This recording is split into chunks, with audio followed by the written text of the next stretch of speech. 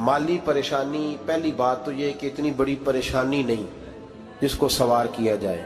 आयत पढ़ूंगा कुरान पाक की और मेरा ख्याल है कि बहुत सारी परेशानियां तो कुरान मजीद के लफ्ज़ों से दूर हो जाएंगी। सूरह हूद है, उसकी आयत नंबर 6 है, 12वें सिपारे की पहली आयत है।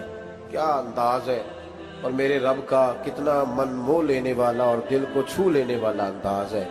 रब करीम ने फरमाया वमा मिन दाब्बतिन फिल अर्द, फरमाया नहीं ज़मीन पर कोई भी ऐसा चलने वाला, ज़मीन पर कोई ऐसा नहीं जो चलता हो, इल्ला अलल्लाहि रिज़्कुहा, जिसका रिज़्क अल्लाह ने अपने ज़िम्मे न लिया हो। ज़मीन पे कोई चलने वाला ऐसा नहीं जिसके रिज़्क की जिम्मेदारी रब करीम की ना हो। जिम्मेदारी रिज़्क किसकी है? बोल के बताएं, बोल के किसकी जिम्मेदारी है जी? अल्लाह। देखिए गौर फरमाएं, यहाँ मुफस्सिरीन ने एक बात लिखी है इस आयत के तहत कि फरमाया जो ज़मीन पे चलने वाला है उसका रिज़्क अल्लाह के ज़िम्मे। फरमाते हैं कि ये अल्लाह ने हमारी अकल के मुताबिक हमसे बात की है, वरना आसमानों में जितनी मखलूक है रिज़्क उसका भी अल्लाह के ज़िम्मे ही है। यहाँ जो फिल अर्द के लफ्ज़ है ज़मीन पे, वो हमें समझाने के लिए कि तुमने तो सिर्फ ये दुनिया देखी है ना, तो जिसको तुमने देखा है वो सब खाते अल्लाह का दिया हुआ ही है। तो जो हमने देखा था रब करीम ने उसके मुताबिक हमें समझा दिया। फरमाया कुछ तो तुमने देखे ही नहीं, चलो उनकी तुमसे बात नहीं करते, पर जो तुमने देखे हैं उन सब का रिज़्क किसके ज़िम्मे है? अल्लाह के। मेरे रसूल करीम सैयद आलम सल्लल्लाहु ताला अलैहि वसल्लम कुरान मजीद की जब तर्जुमानी करते, वजाहत करते, तो महबूब पाक सल्लल्लाहु अलैहि वसल्लम भी कोई इश्काल रहने नहीं देते थे, कोई इश्काल नहीं रहने देते थे। मेरे महबूब करीम अलैहिस्सलातु सलाम ने फरमाया अल्लाह पे भरोसा रख के सवेरे निकल जाना रिज़्क की तलाश में। किस पे भरोसा रखना है? निकलना तुम्हारे जिम्मे है। ये ना कहना कि घर बैठूंगा तो यही आएगा, निकलना तुम्हारी जिम्मेदारी है। जितनी जिम्मेदारी है वो पूरी करना। अल्लाह पे भरोसा करके निकल जाना तुम्हारी जिम्मेदारी है। रब का जिम्मा है तुम्हें रिज़्क देना, वो जरूर तुम्हें रिज़्क पहुंचाएगा। या रसूल अल्लाह सल्लल्लाहु अलैहि वसल्लम किस तरह पहुंचेगा? तो जरा हुजूर के लफ्जों का हुस्न भी देखिए। नबी पाक सल्लल्लाहु अलैहि वसल्लम ने फरमाया जिस तरह मौत तुम्हें ढूंढ लेती है ना कि तुम कहाँ मौजूद हो, जब वक्त आता है तो इंसान पाकिस्तान में हो तब भी आ जाता है, जद्दा में हो तब भी आ जाता है, मक्का में हो या मदीना तय्यबा में, वक्त फिर भी आ जाता है। फरमाया जिस तरह मौत तुम जहां भी हो तुम तक पहुंच जाती है ना, इस तरह तुम्हारा रिज़्क भी तुम जहां मौजूद होते हो अल्लाह वहां पहुंचा देता है, पहुंचा देता है। तो या रसूल अल्लाह सल्लल्लाहु अलैहि वसल्लम किस अंदाज में? तो फरमाया निकल जाना तुम्हारी जिम्मेदारी है। फरमाया सवेरे परिंदे भी निकल जाते हैं और शाम को जब लौटते हैं तो अल्लाह उन्हें पेट भर के रोजी अता फरमाता है। हालांकि उनको नहीं पता होता हमारा कारखाना कहाँ है, हमने कहाँ जाके मजदूरी करनी है। उनको नहीं पता होता कि हमारा दफ्तर कहाँ है, हमने किस ऑफिस में बैठना है। उनको नहीं पता होता कि हमने कहाँ जाके माल खरीदना है और कहाँ से हमने फिर उसको दोबारा बेचना है। उन्हें खबर नहीं होती, अल्लाह पे भरोसा करके निकल जाते हैं। निकलना तो तेरे जिम्मे है कि नहीं? फरमाया वो तू ड्यूटी कर, शाम को अल्लाह जो रब परिंदों को रोजी देता है वो तुझे भी अता फरमाएगा। मैं कहता हूँ सोच कितनी कमजोर है उस आदमी की जो कहता है कैसे मिलेगा। कितनी कमजोर सोच है। जो रब बैल को रोजी देता है, बकरी को रोजी देता है, इस जमीन इस धरती पे अगर बसने वाला ऊंट भूखा नहीं सोता, चले ये तो पालतू जानवर होते हैं, इस धरती पर बसने वाली अगर बिल्ली और कुत्ता रोटी खा के सोते हैं तो तू तो अशरफुल मखलूकात है। तूने अपने ज़हन में क्या टेंशन पाल लिया है कि नहीं आएगा तो मर जाऊंगा, क्या बनेगा, किस तरह होगा? तू क्यों इतना परेशान हो गया? भाई माली परेशानी सबसे ज्यादा उस बंदे ने ओढ़ ली है जिसकी तवक्कुल की बात कमजोर हो गई है।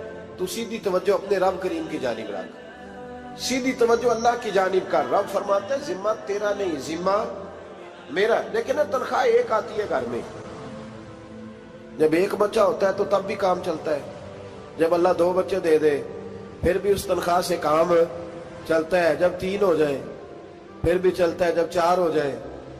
नहीं आप ना भी बोले तो बात तो सही है, बहरहाल काम फिर भी چلے اسی تنخواہ میں سے جب بندہ بڑے بیٹے کی شادی کر کے بہو بیاہ کے لے آئے تو پھر بھی کام چلتا ہے، اور جب اس بیٹے کو اللہ بچے عطا کر دے تو اسی گھر میں، اسی آنگن میں، اسی چھت کے نیچے کام چلتا ہے، تو پھر تو مان جانا کہ چلانے والا تو نہیں، چلانے والا کوئی اور ہے۔ پھر تو مان جا کے چلانے والا کوئی تو اس وقت جب تنخواہ تیری لگی تھی تو کہتا تھا ابا ابھی میری شادی نہ کر، میں بیوی کو کیسے کھلاؤں گا؟ تو وہی شخص ہے جس کی چھت کے نیچے پھر 1.5 درجن پوتے بھی پل رہے اور گزارا ان کا بھی ہو رہا ہے۔ تو رزق کا ذمہ کس کا ہے؟ اللہ کا، اللہ کا ذمہ۔ اب ہمیں پتہ ہے پہلی بات تو پریشانی اس لیے اتار دینی چاہیے کہ ذمہ ہمارا ہے ہی نہیں۔ اب دوسری بات یہ کہ ذمہ داری کس کی ہے؟ اللہ حکیم بھی ہے اور علیم بھی ہے، حکیم بھی ہے اور جانتا بھی ہے اور اسے پتہ بھی ہے کہ دینا کس طرح ہے۔ اب ہم پتہ کیا کہتے ہیں؟ کہتے ہیں وہ جو بندہ پجاروں میں بیٹھا ہے وہاں اسے نہیں بیٹھنا چاہیے، اور میرا حق تھا۔ تجھے زیادہ پتہ ہے کہ اللہ کو؟ بول کے بتانا کس کو پتہ زیادہ ہے؟ کیوں جی؟ تو آپ اصل ٹینشن پتہ کب لگتی ہے؟ جب بندے کہتے ہیں نہیں وہ پجاروں میری تھی، میرا حق تھا۔ وہ جب گزرتی ہے نا پاس سے مہران کے تو مہران والا ٹینشن بڑی لیتا ہے، حالانکہ اللہ کو زیادہ پتہ ہے کہ وہ حق۔ ایک بات اپنے ذہن میں یاد رکھ لیں، رٹ لیں کہ جو میرے لیے بہتر تھا میرے رب نے مجھے دے دیا، اور بات ختم ہو گئی۔ بس وصل اچھا ہے نہ فراق اچھا ہے، یار جس حال میں رکھے وہی حال اچھا ہے۔ بس جو میرے حق میں بہتر تھا میرے رب نے مجھے، مسئلہ یہ ہے کہ تو اس پہ راضی ہونے کو تیار نہیں۔ حضرت علی کرم اللہ تعالیٰ وجہ الکریم نے میرے نبی پاک کی ایک حدیث بیان کی ہے، اور جناب علی جب یہ حدیث بیان کیا کرتے تھے تو حضرت مجاہد فرماتے ہیں یوں لگتا تھا کہ جیسے حضرت علی ہمیں ہر پریشانی سے نکال رہے ہیں۔ مولا علی شیر خدا رضی اللہ تعالیٰ عنہ فرماتے ہیں کہ مجھے میرے نبی پاک صلی اللہ علیہ وسلم نے ایک طریقہ دیا تھا ٹینشن فری ہونے کا۔ آپ فرماتے ہیں مجھے تو بڑا راس آیا ہے، تم بھی اگر کر لو گے تو تمہیں بھی فائدہ دے گا۔ کہا وہ کیا؟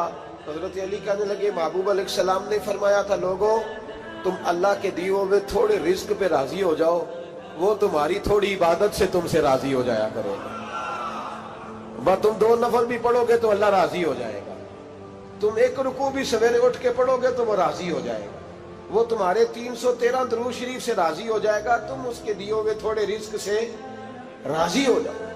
ٹینشن اس لیے ہوتی ہے کہ ہم راضی نہیں جو اس نے ہمیں دیا ہے۔ وہ حال میں مزید کی جو دوڑ ہے نا، حال میں مزید کی، بے قدرہ کچھ قدر نہ جاتی، کیتی خوب تسلی ہو، دنیا دار پجاری زردے، کتیاں دے گل ٹلی ہو، بک بک روشن اکھیاں تکیو ویک حویلی کلی ہو، تے کوچ نصیر اساں جد کیتی پہ جانی تھر تھلی ہو۔ تو یاد رکھیں یہ جو ہے نا مصیبت کے مال آ کیوں نہیں رہا، وہ سامنے والا پلاٹ میرے گھر کے سامنے ہے گھر کے سامنے، پر رجسٹری میرے نام کیوں نہیں؟ یہ مصیبت سانس نہیں لینے دیتی۔ موٹر سائیکل کھڑی کرتا ہے نا جب آ کے دکان سے روٹی کھانے آتا ہے، دفتر سے گھر آتا ہے، کاروبار سے آتا ہے، تو جہاں موٹر سائیکل کھڑی کرتا ہے وہ ٹینشن بڑی ہے کہ کبھی میری ہو جائے نا یہ والی جگہ، تو میں یہاں بھی بورڈ لگاؤں اپنے نام۔ اس نے مالی پریشانی پیدا کی۔ تو جس حال میں ہے، کیونکہ تو نے اپنا یہ حال خود نہیں بنایا، جس نے بنایا ہے وہ بڑا بہتر جانتا تھا کہ تو اسی حال میں اسے اچھا لگتا ہے۔ تو اسے اسی حال میں، ایک بزرگ تھے تو ان کی طبیعت بڑی علیل ہو گئی، بیمار ہو گئے، تو اللہ نے آزمائش دی تو کیڑے پڑ گئے وجود میں۔ ایک کیڑا یہاں سے کھا رہا تھا، اللہ والے بڑے راضی رہتے ہیں اس کی رضا پہ، تو کیڑا یہاں کھا رہا تھا تو نیچے گر گیا، تو بابا جی نے اٹھا کے پھر وہاں رکھ لیا، کہنے لگے جب اس نے تیری ڈیوٹی مجھے کھانے کی لگائی ہے تو میں اس بات پہ راضی ہوں، تو نیچے کیوں گرتا ہے؟ بس ٹھیک ہے کھا، جب اس نے تجھے ڈیوٹی جو تیری لگائی۔ سالبہ بن عبد الرحمن ایک صحابی تھے، سالبہ غالباً، نبی پاک صلی اللہ علیہ وسلم کی خدمت میں آئے، کہنے لگے یا رسول اللہ صلی اللہ علیہ وسلم غربت بڑی ہے، میرے لیے دعا کریں اللہ زیادہ مال دے۔ تو محبوب صلی اللہ علیہ وسلم نے فرمایا تو جس حال میں اچھا ہے وہ تیرے لیے بہتر ہے، اس میں تو ہے وہی حال تیرے لیے۔ مشکل ہے نا یہ جواب سننا۔ کہتے پیر صاحب فلان جگہ سے تویز آیا، وہاں تو وارے نے آرے ہو گئے، تو آپ کے ہاں؟ تو میں کہتا ہوں یہ تویز دینے والا اگر تویز دے کے امیر بناتا ہے تو پہلے خود کیوں نہیں بنتا؟ یہ خود تو 150 کا تویز بیچ رہا ہے، اپنی بیچارے کی حالت یہ ہے۔ اگر اتنا ہی تویز اس کا چلتا ہوتا تو پہلے 5 جو پجارو اس کے دروازے پہ کھڑی ہو۔ عجیب چکر ہے اور عجیب جگہ لوگ الجھ گئے، سمجھتے ہی نہیں بات کو۔ یا رسول اللہ صلی اللہ علیہ وسلم دعا کر دے تو محبوب نے کیا فرمایا؟ فرمایا تو جس حال میں ہے نا وہ حال تیرے لیے بہتر ہے، اسی میں رہ۔ کہ نہیں حضور دعا کرے۔ فرمایا سال بعد تو باز آ جا۔ حضور دعا کرے۔ فرمایا تو باز آ جا۔ 2-3 دفعہ کا ضد کی، محبوب نے فرمایا جا پھر اللہ تجھے زیادہ پیسے دے گا۔ چند بکریاں خریدی، اتنی برکت ہوئی کہ بکریوں کے ریوڑ بن گئے۔ پھر کچھ بکریاں بیچ کے گائے خرید لی، ان کے بھی ریوڑ ہو۔ پھر کچھ اونٹ اونٹنیاں لے لی، ریوڑ ہی ریوڑ۔ پہلے 5 وقت مسجد میں آتے تھے، اب فجر اور عشاء رہ گئی۔ پھر مال زیادہ ہوا تو مدینے شہر میں کوئی جگہ ہی نہیں، مدینے سے باہر حویلی خریدی، پھر جمعہ ہی رہ گیا۔ جمعے کے جمعے آتے، زکوٰۃ کا حکم آیا۔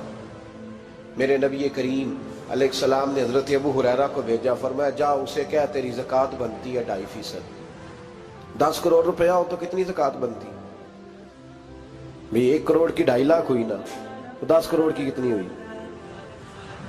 تو بڑی مصیبت ہے جب بینک سے میسج آتا ہے نا کہ 25 لاکھ نکل گیا تیرے اکاؤنٹ سے، بہت بڑی مصیبت، بڑی ٹینشن ہوتی ہے۔ ایک صاحب میرے پاس آئے، ان کی زمین اچانک مہنگی ہو گئی، اچانک پہلے کچھ 15-16 لاکھ کی ایکڑ زمین تھی، پھر وہ کروڑ کی ہو گئی۔ تو میرے پاس آئے، کہنے لگے وہ 10 کروڑ روپے بنتے ہیں تو زکوٰۃ، تو میں نے کہا آپ نے کیا کیا؟ زری زمین پہ عشر آتا ہے، اس پہ زکوٰۃ نہیں آتی، تو آپ نے کیا کیا؟ کہنے لگے وہ کچھ سوسائٹی کے رول کے مطابق میں نے فائلیں وغیرہ لے لی ہیں، اب میں نا کبھی موقع آئے گا تو ان کو بیچوں گا۔ تو میں نے کہا اب تو آپ کا یہ مال ہو گیا بزنس کا، تو اب تو اس پہ زکوٰۃ آئے گی۔ 10 کروڑ پہ جب 25 لاکھ سنا تو کہنے لگے فوراً دینی پڑتی ہے کہ تھوڑی تھوڑی سے بھی کام چل جاتا ہے؟ تو میں ان کا چہرہ دیکھنے لگا، میں نے کہا نہیں وہ تو آپ کو پتہ ہے، ویسے حضرت عمر فرمایا کرتے تھے بانٹ کے نہ دو، کوشش کرو کسی ایک کو ہی دو، چلو کسی کا تو کچھ بن جائے، تو ایک کو ہی دینی چاہیے۔ کہنے لگے تو مطلب یہ ایسا ہی حکم ہے؟ میں نے کہا آپ کسی اور سے تحقیق کر لیں۔ اب یہ بھائی لیتے وقت نہیں تجھے ٹینشن ہوئی کہ 15 لاکھ کا کروڑ ہو گیا، تو اس وقت کبھی تو نے کہا کہ یا اللہ، تو یہ کیسی سوچ ہے مسلمان؟ کس طرح کا اس کا؟ ہمارے ہاں جب کسی آدمی پہ حالات خراب ہوتے ہیں نا تو سب سے پہلے وہ اس طرح کرتا ہے کہ جو میں کہیں اللہ کے راستے میں دیتا ہوں پہلے اسے بند کرو۔ جس راستے تجھے آ رہا تھا پہلے تو نے وہ راستہ بلاک کیا۔ حضرت اسماء بنت ابی بکر صدیق کہتی ہیں میں حضور کو مسجد کے لیے، ادارے کے لیے، صحابہ صفہ کے لیے کچھ دے رہی تھی، تو میں نے گننا شروع کیا تو حضور مسکرانے لگے۔ حضور مسکراتے کیوں ہیں؟ تو فرمانے لگی، محبوب فرمانے لگے اسماء اللہ کے راستے میں گن گن کے نہ دیا کر، ورنہ وہ بھی تجھے گن گن کے دے گا، تو اس کے راستے میں بے حساب دے، وہ بھی تجھے بے حساب ہی عطا فرمائے۔ لیکن پہلے یہ والا پہلے دروازہ بند کرو، یہاں سے پیسے ختم ہو رہے ہیں، تو اس طرح کرنا بھائی۔ اس دفعہ سوٹ ذرا گرمیوں والے نہ خرید، لیکن جو تو اللہ کے راستے میں دے رہا ہے اسے دیتا رہے، لیکن ہم اپنا نقصان کرتے ہیں، زیادتی کرتے ہیں اپنے ساتھ۔ میں نے آپ کو پہلے بھی بتایا تھا پیار کی بولی ہے، پھر بولتا ہوں۔ ایک بڑے بڑے پیار والے دوست ہیں، ایک دفعہ مجھے کہنے لگے کہ آپ کئی دفعہ اعلان کرتے ہیں تو مجھے اچھا نہیں لگتا، اور آپ ادارہ بھی بہت زیادہ بننے والا ہے، بڑی چیزیں میں دیکھتا ہوں جو ہوں تو بڑا نظام اچھا ہو جائے، آپ دعا کریں اللہ مجھے پیسے دے تو میں بڑے سارے خرچ کروں گا اس کے راستے میں۔ تو میں نے کہا یا اللہ اسے 10 کروڑ دے، یہ 9.5 کروڑ تیرے راستے میں دے دے گا۔ تو چپ کر گیا، جس طرح آپ نہیں کر گئے سارے، چپ کر گیا وہ بھی۔ اس نے کہا جی نہیں جی انشاءاللہ کریں گے۔ تو میں کیا پلیا جی دعا پہ ہوں دیا، ابھی تو وہ آئیں گے تو تب دیکھی جائے گی، تو یہیں اڑ گیا ہے۔ یعنی 9.5 کروڑ اللہ کے راستے میں خرچ کرنے کی دعا پہ بھی آمین کوئی نہیں کہتا کہ چلو آمین ہی کہہ دیں۔ تو میں کہا تینوں تے 50 لاکھ بچتا سی پیا، لیکن تو اس سودے پہ تیار ہے۔ جب یہ سوچ ہوتی ہے، یہ غلط سوچ ہے، یہ بات تو اگر مسکرانے والی، لیکن یہ سوچ صحیح نہیں۔ حضرت عثمان غنی رضی اللہ تعالیٰ عنہ کہتے ہیں جس وقت نبی پاک صلی اللہ علیہ وسلم نے اعلان کیا نا جنگ کے موقع پر کہ 800 سپاہیوں کا خرچہ چاہیے، کہتے ہیں میرے پاس 600 کا تھا۔ یہاں ایک روایت میں حضور نے 1000 کا اعلان کیا تو میرے پاس 800 کا تھا۔ جب 2-3 دفعہ نبی پاک نے اعلان کیا تو کہتے ہیں میں نے کھڑے ہو کے کہا یا رسول اللہ پورا 800 میری طرف سے۔ کہتے میں نے 200 سپاہی کا خرچہ ادھار اٹھایا لیکن پورے 2 مہینے نہیں گزرے تھے، رب کریم نے مجھے کئی گنا کر کے پیسے واپس عطا فرما دیے۔ پر بات تو یہ ہے کہ تیری وہاں لو لگی ہو، تو تجارت کرتا ہے ان لوگوں کے ساتھ جو کیا دے سکتے۔ تو سالبہ کے پاس حضور نے پیغام بھیجا، پہلے تو کہا تیرے لیے بہتر نہیں مال، جب اصرار کیا تو اب بڑی برکت ہو گئی، بڑا آیا تو فرمایا زکوٰۃ دے، 2.5% زکوٰۃ ہے۔ جب سوچا کہ 5 اونٹوں پہ ایک بکری جائے گی اور بڑا سارا مجھے دینا پڑے گا، اب جب غور کیا تو یہ تو نہ کہا کہ میں نہیں دیتا۔ حضرت ابو ہریرہ سے کہنے لگے نبی کریم علیہ السلام کی خدمت میں عرض کرنا کہ میں خود آؤں گا۔ حضرت ابو ہریرہ نے آ کے عرض کی یا رسول اللہ صلی اللہ تعالی علیہ وسلم، حضور وہ کہتے تھے میں خود آؤں گا، تو کہتے ہیں محبوب نے ٹھنڈی سانس لی، فرمایا اسے کہا تھا کہ تیرے لیے مال بہتر نہیں، اب ہلاک ہو گیا، ہائے افسوس ہلاک ہو گیا۔ ان کو بھی تھوڑی دیر کے بعد احساس ہوا کہ یہ میں نے کیا کیا، نبی پاک کو ہی کہہ دیا نہیں ہے، حضور کو کہہ دیا بعد میں آؤں گا۔ اب دوڑے آئے، عرض کی حضور میں سارا کچھ لے کے آیا ہوں، قبول کر لیں۔ محبوب نے فرمایا گویا بلال حبشی کی خشک کھجور بھی قبول ہے، اور صہیب رومی ایک اٹی باندھ کی لائے تو وہ بھی قبول ہے، اور عمار بن یاسر اور مصعب بن عمیر اگر 2 دینار دے جائیں اور کوئی پرانا جوڑا کسی سپاہی کے لیے چھوڑ جائے تو وہ بھی قبول ہے، لیکن تو اپنا لاکھوں لے کے چلا جا، تیرا کوئی نہیں قبول، معاف کر دے۔ فرمایا جا معاف کیا، پر پیسے لے کے نہ آنا۔ اگلے سال پھر آئے، بندے ہوئے ہاتھ ہیں، محبوبہ میں دولت کا کیا کروں گا، آگ لگانی ہے، قبول کر لیں۔ فرمایا تو لے جا، تیرا نہیں قبول، گرا جو ان کی نگاہ سے وہ سنبھل نہیں سکتا۔ حضور نے وصال ظاہری کیا تو جناب صدیق اکبر کے پاس آئے، لاکھوں کا مال، ابو بکر قبول کر لو، تو جناب صدیق اکبر کہنے لگے اس کا کر لو جس کا نبی نے نہیں کیا، چل جا کوئی نہیں چاہیے۔ حضرت عمر کے زمانے میں قحط پڑ گیا، بارشیں نہیں ہوتی، غلہ نہیں ملتا، حالات خراب ہے، مالی طور پہ بحران آ گیا، غربتیں، مجبوریاں، تکلیفیں، آ کے روئے، عمر میرا قبول کر لو، مجھے معافی تو مل گئی تھی نا۔ فرمایا معافی اپنی جگہ پہ، پر جس کا مصطفیٰ نے قبول نہیں کیا۔ بہت سارے لوگوں کو پتہ ہی نہیں کہ ان کا قبول ہی نہیں ہوا، اور وہ الجھے ہوئے، انہیں خبر ہی نہیں کہ اصل بات کیا ہے۔ فرمایا جس کا مصطفیٰ کریم نے قبول نہیں کیا، اب ہیرے اور جواہرات بھی لے کے آئے تو بھوکے مریں گے، پر اس کا قبول، اس بات پہ راضی رہو، اس حال میں اللہ نے رکھا ہوا، اس حال میں راضی رہو۔ یہ جو مصیبت ہے نا دیکھنی کہ وہ بھی میرے پاس، تمہیں کیا پتا، کبھی پوچھ تو صحیح اس سے وہ کس مصیبت کا شکار ہے، جو مالی طور پہ بڑا امیر ہے، تو اس کی طرف دیکھ کے اپنا دل برا کرتا ہے۔ بس جس حال میں رب نے رکھا ہے اس حال میں رہ۔ حضرت عثمان غنی کے زمانے میں تو وہ وصال کر گئے، لیکن بھائی تو جس حال میں تیرا رب تجھے رکھتا ہے اس حال میں رہ، تیری مالی پریشانیاں ختم ہو جائیں۔ میں نے پہلے بھی شاید آپ کو ایک دفعہ کہا تھا، میں تعلیم سے فارغ ہوا تو میرے ایک استاد اور میرے کچھ دوست کہنے لگے افریقہ آ جائیں آپ، وہاں ایک بہت بڑا ادارہ ہے، اس کو چلائیں، اس کو سنبھالیں۔ میری والدہ سے میں نے کہا، اس طبیعت ہوتی ہے نا انسان کی، میرا بھی دل لگ گیا۔ میری اماں پڑھی نہیں تھی لیکن اللہ نے دانائی بڑی عطا فرمائی تھی، حکمت بڑی تھی، سیانی بڑی تھی، تو میں نے کہا اماں جی تو مجھے ساؤتھ افریقہ کی دعوت ہو رہی ہے تو آپ کیا کہتی ہیں؟ تو اٹھ کے میرے پاس آ گئی اور مجھے انہوں نے اپنے بازوؤں میں لے لیا، پھر میرا ماتھا چوما، کہنے لگی پتر میں تے وال بھی نہ پوٹ کے دیوا کسی نے، ہم نے دولت کا کیا کرنا، تو اللہ کا نام لے کے کہیں بیٹھ جا، رب کریم رون کے لگا دے گا، خیر ہو جائے۔ تو میرے بھائی یاد رکھیں، ان چیزوں سے تھوڑا سا دیکھیں نا، قناعت کریں، جو اللہ نے دیا اس پہ راضی ہو جائے، اللہ بڑا مہربان ہے، وہ آسانیاں کر دیا کرتا ہے۔ تو یاد رکھیں، میرے رسول کریم علیہ السلام نے ایک تو ہمیں درس یہ دیا ہے کہ تو سمجھ جا، قرآن نے ہمیں بتایا ہے کہ روزی تیری ذمہ داری نہیں، روزی کس کی ذمہ داری ہے؟ اللہ کی۔ اور دوسری بات یہ کہ جو اللہ نے تمہیں دیا ہے اس پہ تو راضی ہو جا، تیری مالی پریشانیاں ختم ہو جائیں۔ اور پھر حضور صلی اللہ علیہ وسلم نے فرمایا مذہبی طور پر جب دیکھو تو آگے دیکھو، اور دنیاوی طور پر جب دیکھو تو پیچھے دیکھو، پریشانی ختم ہوگی۔ مذہبی طور پر جب دیکھو، جو 5 نمازیں پڑھتا ہے وہ تہجد پڑھنے والے کو دیکھے، اور جو تہجد پڑھتا ہے وہ اشراق چاشت پڑھنے والے کو دیکھے، اور جو بندہ اشراق اور چاشت پڑھتا ہے پھر اس کو دیکھے جو سارا دن مصطفیٰ پہ درود پڑھتا ہے۔ ऊपर ऊपर देखे कि मैंने और नेक होना है और नेक, और जब माली मामला है तो फिर नीचे देख। अगर तू बैठा ना पजारों पे तो फिर टूडी वाले पे नजर कर, उसका क्या हाल है। और अगर तू वहां बैठा है तो देख मेहरान वाला भी तो गाड़ी चला ही रहा है ना। और अगर तू वहां है तो मोटरसाइकिल वाला देख, और तू वहां है तो फिर साइकिल वाले पे नजर, और अगर तू साइकिल वाला है तो पैदल वाले को देख, अगर तू किराए के मकान में रहता है तो फिर झोंपड़ी वाले को देख, और अगर तू झोंपड़ी में रहता है तो फिर भी परेशान ना होना। कुछ ऐसे भी हैं जिन्हें झोंपड़ी भी नसीब नहीं, जो सड़क पर लेटे हुए हैं। और अगर तू तंदुरुस्त है ना तो कभी जाके अस्पताल में देख हाल क्या है, लोग किस हाल में। तो हम शुक्र नहीं अदा करते, उसका नुकसान क्या होता है, नेमतें चली जाती हैं। अल्लाह फरमाते लाइन शकर तुम लाज़ीदन्नकुम, तो शुक्र अदा कर, मैं नेमतों में इजाफा कर दूंगा। तो भाई माली परेशानी का तीसरा सबब ये है कि हम देखते हैं माली तौर पर ऊपर, तो फिर हमें तबीयत बिगड़ती है। और फिर माली परेशानियों के कुछ और असबाब भी हैं।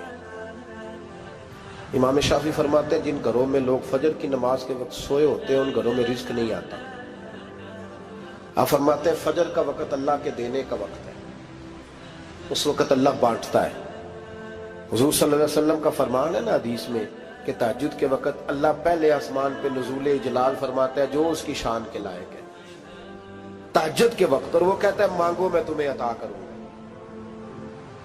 लेने की बारी आए तो बंदा समेट समाट के अंदर घुस जाए। हमारे यहाँ ये होता है कि इशा के बाद बच्चे बैठते हैं मोबाइल लेके, तहज्जुद का वक्त आता है तो उनकी आंखें बंद होनी शुरू होती, तो लेने के वक्त तो तू सोया था, तेरा मसला कैसे हल होगा भाई। जब कोई आदमी खैरात बांट रहा हो तो जो प्याला पीछे कर ले उसे मिलेगा। कहते उस वक्त आना जब मैं बांट रहा था, अब तो किधर आ गया है। मिसाल दे रहा हूं, तो फजर का वक्त मांगने का है, तो सारी रात तो गुजर गई गेमें खेलते टीवी देखते, और जो लेने का वक्त था तू सो गया, तो कैसे आएगा तेरे पास। तो उठे सवेरे बंदों से मांग के देख लिया, बड़ी इज्जतें खराब हुई। फजर का वक्त उठ के झोली फैलाए। मेरे रसूल पाक अलैहि सलाम फरमाते हैं, रब फरमाते हैं जब बंदे मेरे आगे झोली फैलाते हैं मुझे शर्म आती है।